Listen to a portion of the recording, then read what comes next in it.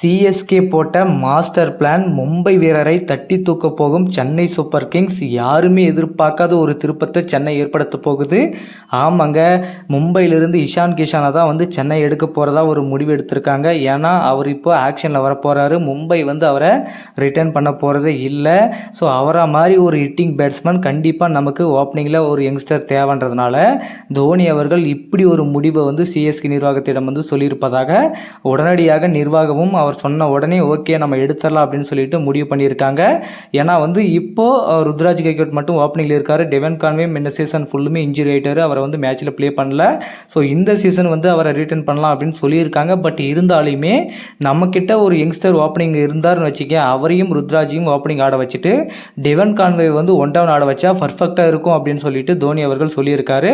அதனால தான் இஷான் கிஷான் அவர்களுக்கு நம்ம ஆக்ஷனில் டார்கெட் பண்ணலாம். அவருக்கு எவ்வளோ விலை கொடுத்தாலும் சரி அவரை நம்ம வாங்கலாம். எவ்வளவோ பேரை விலை கொடுத்து சும்மா நம்ம பெஞ்சில் உட்கார வைக்கிறதுக்கு நம்ம இஷான் கிஷானுக்கு ஒரு நல்ல விலை கொடுத்து அவரை நம்ம வாங்கி டீமில் செட் பண்ணிட்டோம்னா நமக்கு ஒரு ஓப்பனிங் பெஸ்ட்டாக இருக்கும் அப்படின்னு சொல்லிட்டு டோனியும் சிஎஸ்கே நிர்வாகமும் கலந்து பேசியிருக்காங்க. ஸோ அதனால் ஆக்ஷனில் கம்பல்சரியாக இஷான் கிஷானுக்கு சென்னை போகிறதுக்கான 100% வாய்ப்புகள் அதிகமாக இருக்குது. அதே மாதிரி அவர் ஆக்ஷனில் எடுத்துட்டாங்கன்னா நமக்கு ஓப்பனிங்க்கு இனிமேல் பிரச்சனையே கிடையாது. தரமான 2 பிளேயர் ஓப்பனிங் ஆட போகிறாங்க. ஸோ சிஎஸ்கே இன்னும் ஸ்ட்ராங் ஆயிடுவாங்க. அது மட்டும் இல்லாமல் இன்னொரு தமிழக வீரரை சென்னை டார்கெட் பண்ணியிருக்காங்க. ஆமாங்க, நம்ம ரவிச்சந்திரன் அஸ்வின் இதுக்கு முன்னாடி பார்த்தீங்கன்னா சென்னையில் பல போட்டிகள் பல சீசன்கள் ஆடி இருக்காரு. அவரை மீண்டும் சென்னை அணிக்கு கொண்டு வருவதற்கான எல்லா முயற்சிகளையுமே சிஎஸ்கே நிர்வாகம் எடுக்க போகுது.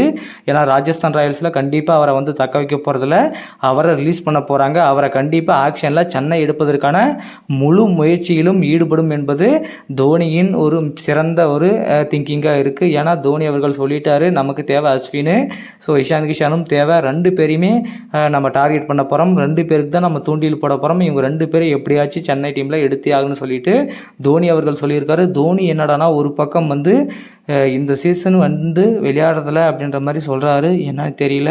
சிஎஸ்கே நிர்வாகமும் அதே தான் சொல்லியிருக்காங்க. தோனி நம்ம இந்த சீசனில் மிஸ் பண்ண போகிறோம், இனிமே ஐபிஎல்ல தோனி அவர்கள் இருக்க மாட்டாருன்னு சொல்லிட்டு ஒரு ட்விட்டர் போட்டிருக்காரு. ஆனால் அது எந்த அளவுக்கு உண்மை, தோனி அவர்கள் எந்த மாதிரியான முடிவு எடுத்திருக்காரு, அவர் உண்மையாகவே ரிட்டையர்மெண்ட்டை அறிவிக்க போகிறாரா அப்படின்னு எல்லாருமே எதிர்பார்த்துட்டு இருக்காங்க. ஸோ தோனி அவர்கள் எல்லாருமே எதிர்பார்க்குற ஒரே விஷயம், தோனி அவர்கள் ஐபிஎல் களத்தில் நிற்கணும், அவரை பேட்டை தூக்கிட்டு வரணும், அவர் பந்து அடிக்கணும் என்பது தான் எல்லாருடைய எதிர்பார்ப்புகளாக இருக்குது. அப்படி தோனி மட்டும் ரிட்டையர்மெண்ட்டை அறிவிச்சிட்டார்னா கண்டிப்பாக ஐபிஎல் ரசிகர்கள் சிஎஸ்கே ரசிகர்கள் மிகவும் வருத்தம் அடைவார்கள். ஸோ தோனியை பார்க்கறதுக்காகவே பல பேர் டிக்கெட்டை வாங்கிட்டு அந்த கூட்டத்திலையும் மேட்சை பார்க்கறதுக்காக வராங்க.